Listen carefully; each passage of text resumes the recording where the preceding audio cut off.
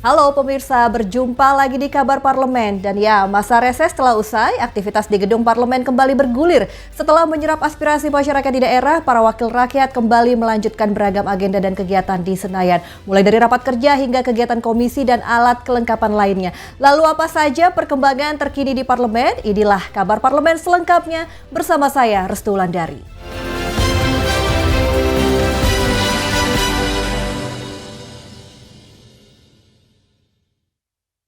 Ya, pemirsa, pekan ini aktivitas di parlemen tak hanya diwarnai rapat formal, namun juga penegakan disiplin anggota Dewan. Mahkamah Kehormatan Dewan DPR RI membacakan putusan terhadap 5 anggota DPR nonaktif yang diduga melanggar kode etik. Nama-nama tersebut adalah Ahmad Syahroni, Nafa Urbah, Eko Hendro Purnomo atau Eko Patrio, serta Uya Kuya dan Adis Kadir. MKD menegaskan teradu tidak akan menerima hak keuangan selama penonaktifan dan mendorong seluruh anggota DPR lebih berhati-hati menjaga marwah lembaga. Dalam amar putusannya, Mahkamah Kehormatan Dewan DPR RI menjatuhkan sanksi penonaktifan selama 6 bulan kepada Ahmad Syahroni dari fraksi Nasdem. Sementara rekan satu fraksinya Nafa Urbah juga dinyatakan melanggar kode etik dengan sanksi nonaktif selama 3 bulan. Selain itu, MKD juga memutuskan Eko Hendro Purnomo alias Eko Patrio dari fraksi PAN melanggar etik dan dijatuhi hukuman nonaktif selama 4 bulan. Sementara itu, 2 anggota DPR lainnya, Uya Kuya dari fraksi PAN dan Adis Kadir dari fraksi Golkar, dinyatakan tidak terbukti melanggar kode etik dan kembali diaktifkan sebagai anggota DPR RI untuk melanjutkan masa jabatannya di periode 2024-2029. Dengan ini, Mahkamah Kehormatan Dewan memutuskan dan mengadili sebagai berikut. 1. Menyatakan teradu 1, Dr. Insinyur Haji Adis Kadir SH MKum tidak terbukti melanggar kode etik.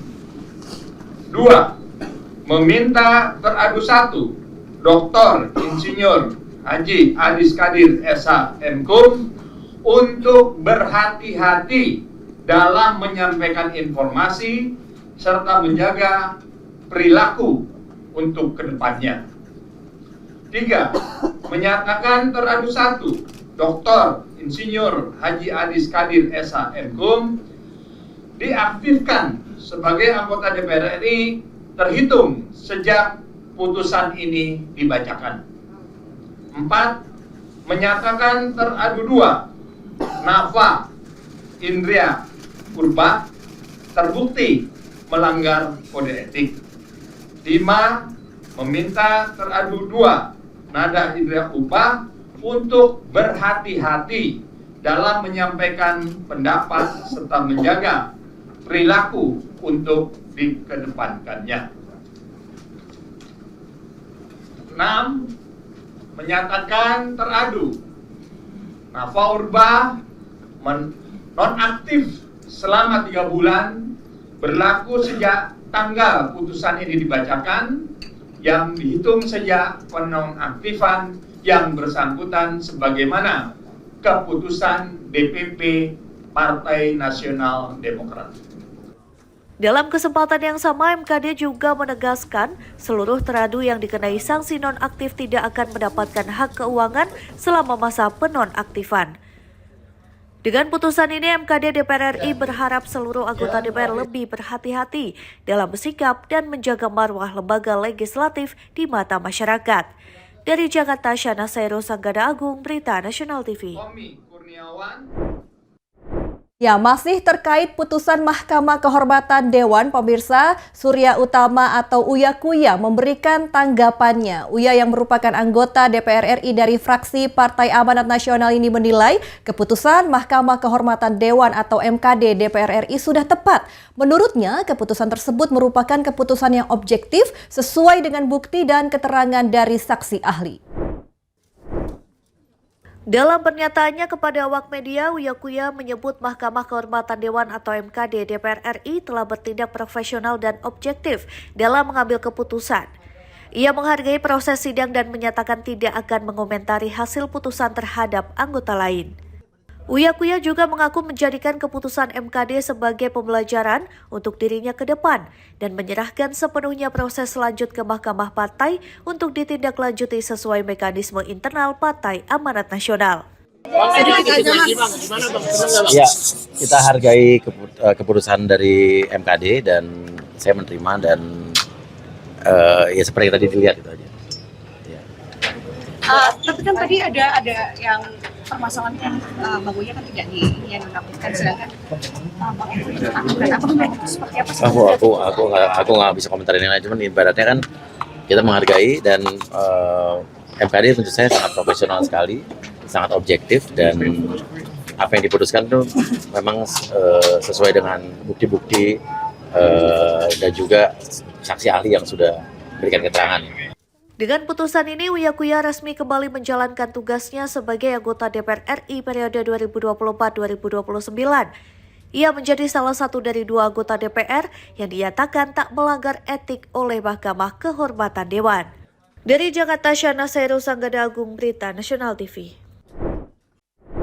Ya, dari pernyataan Uya Kuya, perhatian berlanjut ke rapat paripurna DPR pemirsa, di mana Ketua DPR RI Puan Maharani membuka rapat paripurna ke-7 masa persidangan 2 tahun sidang 2025-2026 di Kompleks Parlemen Senayan, Jakarta Pusat pada 4 November 2025. Di sini Puan Maharani menyampaikan pesan penting untuk aparatur pemerintah. Puan menegaskan aparatur pemerintah harus memiliki tekad kuat memberantas budaya kerja yang menghambat pelayanan publik.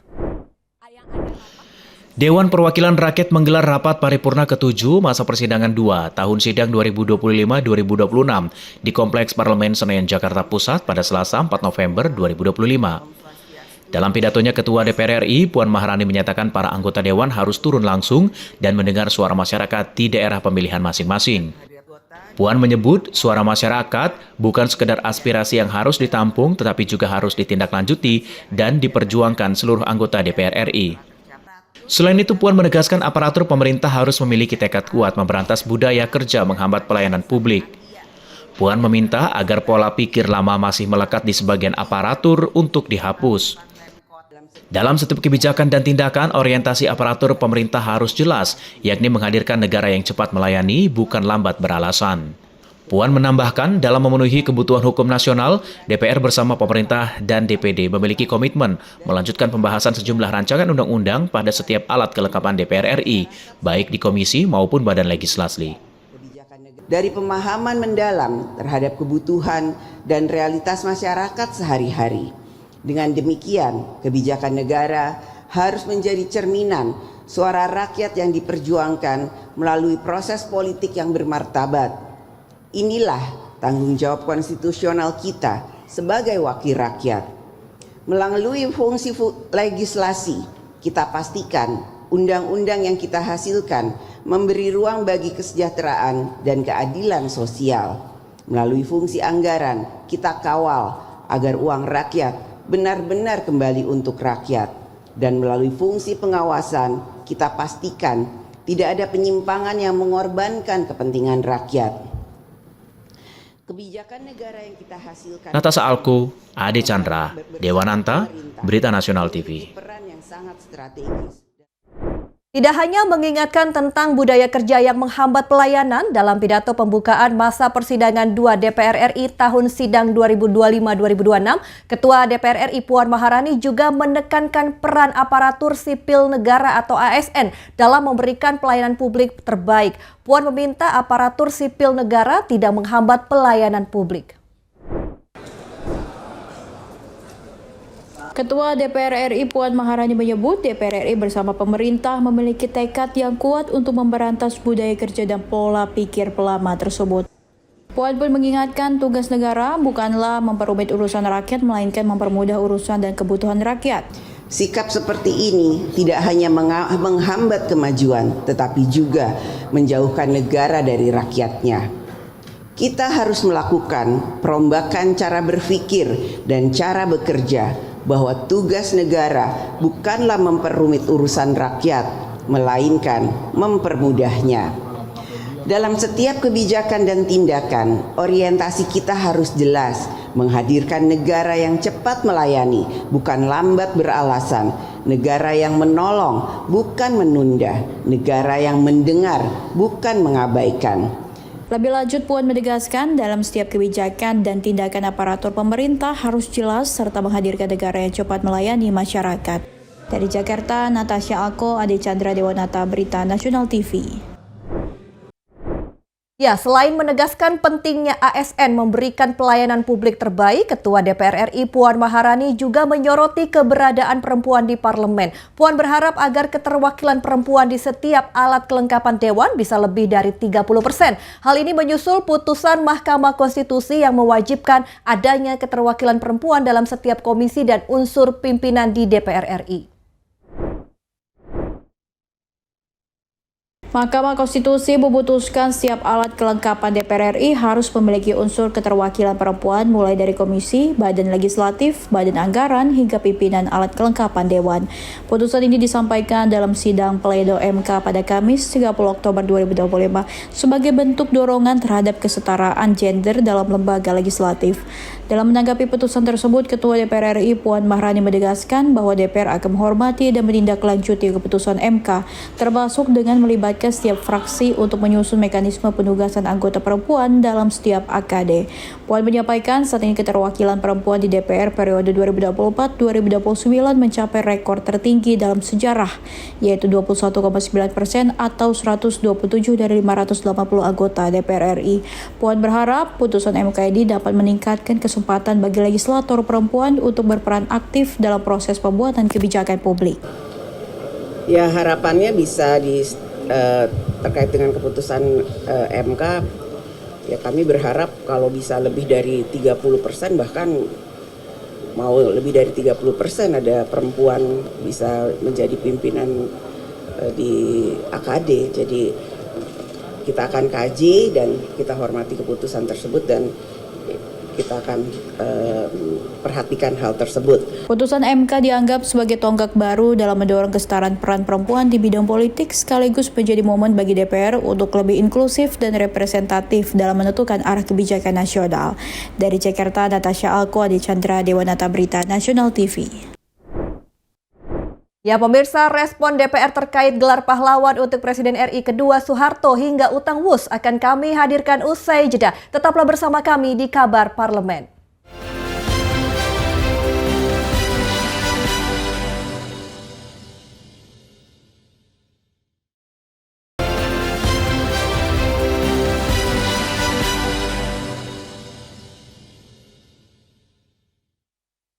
Anda kembali di Kabar Parlemen. Kali ini ada kabar dari Ketua DPR RI Puan Maharani yang turut menanggapi usulan pemberian gelar pahlawan nasional untuk Presiden kedua Republik Indonesia Soeharto. Puan mengatakan proses pemberian gelar tersebut perlu dikaji secara mendalam, termasuk menelusuri rekam jejak masa lalu. Usulan pemberian gelar pahlawan nasional untuk Presiden kedua RI Soeharto kembali mencuat setelah Istana resmi menerima daftar usulan dari Kementerian Sosial dan Dewan Gelar, Tanda Jasa, dan Tanda Kehormatan. Menteri Sekretaris Negara Prasetyo Hadi menyebut saat ini nama-nama yang diajukan termasuk Soeharto sedang dalam proses penelaahan oleh Presiden Prabowo Subianto. Menanggapi hal tersebut, Ketua DPR RI Puan Maharani menyatakan bahwa proses pemberian gelar pahlawan harus dilakukan dengan hati-hati dan berdasarkan kajian sejarah yang mendalam. Puan meminta setiap usulan dipertimbangkan secara objektif, termasuk melihat rekam jejak tokoh yang diusulkan. Puan menegaskan DPR menghormati proses penentuan gelar pahlawan yang saat ini masih berjalan di tingkat pemerintah, namun menekankan agar penilaian didasarkan pada nilai sejarah dan kontribusi terhadap bangsa. Terima kasih. Ya, pemberian gelar pahlawan kita hormati prosesnya, namun karena ini penting ya harus dicermati rekam jejaknya dari masa lalu sampai sekarang, karena juga penting bagaimana kemudian apakah hal tersebut memang sudah waktunya dan sudah perlu diberikan dan lain-lain sebagainya. Namun ya hal itu tentu harus dikaji dengan baik dan cermat. Hingga kini keputusan akhir terkait pemberian gelar pahlawan nasional masih menunggu persetujuan Presiden Prabowo Subianto. Pemerintah berjanji akan mengumumkan daftar resmi penerima gelar pahlawan pada momen peringatan Hari Pahlawan 10 November mendatang. Dari Jakarta, Natasha Alko, Ade Chandra, Dewanata, Berita Nasional TV. Selain itu, pemirsa, DPR RI juga menanggapi utang proyek kereta cepat Indonesia-Cina atau WUS yang mencapai triliunan rupiah. Anggota Komisi 6 DPR RI Herman Khairron mengatakan pemerintah harus cepat mencari jalan keluar mengenai masalah tersebut agar tidak berlarut-larut. Proyek mercusuar yang diselesaikan era pemerintahan Presiden Joko Widodo yakni kereta cepat Jakarta-Bandung sedang mengalami situasi polemik lantaran beban utang proyek membebani neraca keuangan PT Kereta Api. PT Kereta Cepat Indonesia Cina atau KCIC atau WUS saat ini mengalami kerugian besar. Nilainya tak tanggung-tanggung menembus triliunan rupiah selama setahun. Dalam kurun waktu 6 bulan, dilaporkan beban keuangan yang ditanggung KAI mencapai 1,2 triliun rupiah. Meski PT KCIC tak pernah secara terbuka merilis laporan keuangan, namun kerugian perusahaan ini terlihat dari laporan keuangan BUMN Indonesia yang menjadi pemegang sahamnya. Anggota Komisi 6 DPR RI Herman Khairron mengatakan pemerintah harus bisa memberikan kepastian mengenai skema terbaik menangani utang KCIC. Menurut Herman Khairron, jika kerugian besar itu dibiarkan, maka akan membengkak sehingga okupansi tidak akan mencukupi untuk menyelesaikan bunga maupun pokok. Tetapi siapa yang akan membayar kerugian hari ini? Kalau memang kemudian negara, ini kan persoalannya Pak Purbaya mengatakan bahwa APBN nggak mau bayarin lagi gitu loh. Tapi kalau kemudian bahwa ini adalah proyek strategis nasional, kemudian sebagai investasi sosial, maka semuanya kerugian ditanggung oleh negara melalui APBN. Fine, tidak ada masalah. Ini kan masalahnya sekarang rugi siapa ketika Pak Purbaya mengatakan APBN tidak lagi ingin membiayai itu. Ya. Dari Jakarta, Mahendra Dewanata, Ade Chandra, Berita Nasional TV. Ya, setelah menyoroti hutang WUS, DPR RI kembali diingatkan bahwa transparansi dan akuntabilitas pejabat publik sangat penting seiring kasus penangkapan Gubernur Riau Abdul Wahid oleh Komisi Pemberantasan Korupsi yang turut menjadi perhatian MPR. Ketua MPR RI Ahmad Muzani mengaku prihatin Gubernur Riau Abdul Wahid ditangkap Komisi Pemberantasan Korupsi. Muzani berharap kasus tersebut dapat segera terselesaikan secara hukum dan menjadi pembelajaran bagi semua pejabat.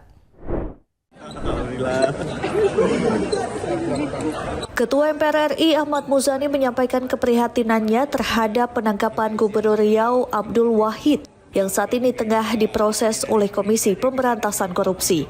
Menurut Muzani, penangkapan tersebut menjadi pengingat bagi kita semua untuk lebih berhati-hati dalam menjalankan tugas dan amanah jabatan. Mudah-mudahan persoalan ini bisa cepat selesai. Kita ikut prihatin, mudah-mudahan masalahnya bisa cepat selesai dan ya ini menjadi pelajaran bagi kita semua. Dari Jakarta, Natasha Alko, Ade Chandra, Dewanata, Berita Nasional TV. Sidak ke pabrik ban Michelin tak sekedar menjawab isu PHK massal. Ada temuan penting yang diungkap pimpinan DPR. Informasi selengkapnya usai jeda di Kabar Parlemen.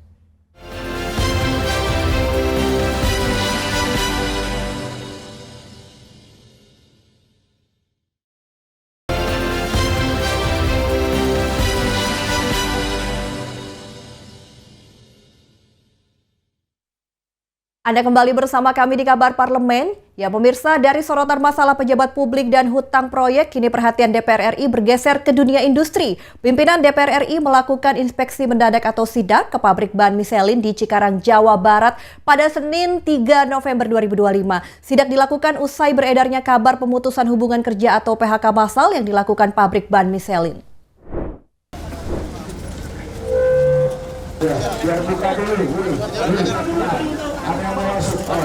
PT Multistrada Arah Sarana Tbk atau produsen ban dengan merek Michelin yang beroperasi di Cikarang, Jawa Barat melakukan pemutusan hubungan kerja secara massal. Mendengar kabar itu, pimpinan DPR melakukan inspeksi mendadak atau sidak ke pabrik ban tersebut. Ketua Satgas Perlindungan Tenaga Kerja DPR Sufmi Dasko Ahmad mengatakan hasil pertemuan dengan pihak perusahaan alasan PHK dilakukan untuk efisiensi dan restrukturisasi. Kendati demikian, dirinya meminta agar seluruh proses PHK dihentikan sementara. Pasalnya, perusahaan harus mengacu kepada perjanjian kerjasama dan aturan ketenaga kerjaan. Ya, ke perusahaan, tapi karena manajemennya pengambilan keputusannya tidak hadir karena memang kita datangnya juga nggak ngasih tahu itu, sehingga tadi kita sudah berbicara dengan perwakilan dari perusahaan. Tadi ada dua hal. Yang pertama bahwa proses PHK tentunya mengacu pada perjanjian kerja bersama. Kemudian yang kedua, apabila perundingan telah melalui tahapan perjanjian kerja bersama itu sudah dilalui, apabila terjadi PHK yang tidak bisa dihindari, itu harus juga mengikuti aturan ketenaga kerjaan yang berlaku, itu aja. Dari Cikarang, Jawa Barat, Ade Chandra, Berita Nasional TV. Ya, setelah melakukan inspeksi mendadak ke pabrik ban Michelin, perhatian DPR RI berlanjut pada pertemuan dengan buruh. Wakil Ketua DPR RI Sufmi Dasko Ahmad menemui aksi massa unjuk rasa yang berada di depan PT Multistrada Arah Sarana Tbk atau produsen ban dengan merek Michelin di Cikarang, Jawa Barat. Dalam momen tersebut, Dasko meminta kepada pihak manajemen pabrik ban Michelin untuk melakukan perundingan sesuai ketentuan. Serikat pekerja dari pabrik ban Michelin dan SPSI menggelar aksi unjuk rasa di depan PT Multistrada Arah Sarana Tbk Cikarang, Jawa Barat pada Senin siang. Aksi unjuk rasa ini dilakukan buntut adanya pemutusan hubungan kerja atau PHK yang dilakukan pabrik ban Michelin tersebut. Usai melakukan komunikasi dengan pihak pabrik ban, tampak Wakil Ketua DPR Sufmi Dasko menemui secara langsung aksi massa.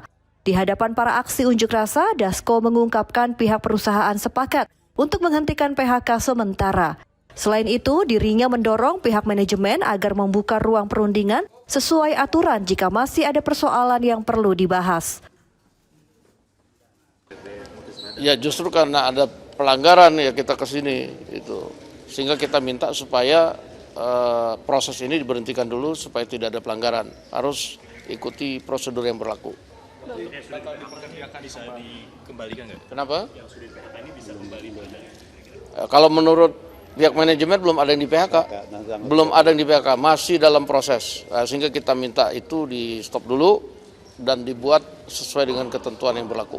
Dari Cikarang, Jawa Barat, Ade Chandra, Berita Nasional TV. Ya, selanjutnya di keesokan harinya pemirsa pada Selasa 4 November 2025, pimpinan DPR RI menerima audiensi dari Asosiasi Kepala Desa Seluruh Indonesia atau AKSI di Kompleks Parlemen Jakarta. Dalam pertemuan tersebut, AKSI menyampaikan dukungan terhadap program pemerintah, termasuk program makan bergizi serta penguatan koperasi desa. Wakil Ketua DPR RI Sufmi Dasko Ahmad mengungkapkan dalam pertemuan dengan Asosiasi Kepala Daerah Seluruh Indonesia menyatakan dukungannya terhadap program prioritas pemerintah mulai dari program makan bergizi gratis hingga koperasi desa. Selain itu, Dasko mengatakan aksi juga memberikan sejumlah masukan untuk mendukung keberhasilan program tersebut. Di antaranya percepatan pengadaan tanah untuk pembangunan gerai koperasi, serta keterlibatan badan usaha milik desa dalam pelaksanaan program MBG. Lebih lanjut, Dasko telah menerima sejumlah masukan tersebut dan akan menyampaikannya kepada pemerintah untuk ditindaklanjuti. Ya, jadi tadi mereka kemudian yang pertama-tama menyatakan dukungan terhadap program Asta-Citanya Presiden, menyatakan dukungan terhadap program MBG dan menyatakan dukungan terhadap koperasi desa. Oleh karena mereka mendukung, maka anggota Asosiasi Kepala Desa Seluruh Indonesia ini memberikan masukan-masukan yang diharapkan bisa dapat mensukseskan program-program tersebut. Antara lain memang masukan mengenai masalah percepatan pengadaan tanah untuk membangun koperasi, gerai koperasi. Nah, kami tadi sudah sampaikan bahwa ada beberapa solusi yang nanti akan disampaikan oleh pihak pemerintah kepada kepala desa sejauh dari informasi yang sudah kami dapat. Nah, sehingga kemungkinan untuk tanah-tanah untuk membangun gerai tersebut sudah ada solusi. Begitu juga dengan MBG, bahwa mereka minta keterlibatan dari BUMDes misalnya, dan agar terkoordinasi dengan kepala desa supaya perputaran uang itu bisa di desa tersebut dan bisa menimbulkan efek pendapatan dan kenaikan ekonomi. Nah, itu juga kami akan juga sampaikan. Begitu kira-kira. Dari Jakarta, Natasha Alkoade, Chandra Dewanata, Berita Nasional TV. Ya pemirsa, itu dia sorotan parlemen selama sepekan terakhir. Terus ikuti kabar parlemen hanya di Berita Nasional TV. Saya Restulandari mewakili seluruh kru yang bertugas pamit undur diri. Terima kasih dan sampai jumpa.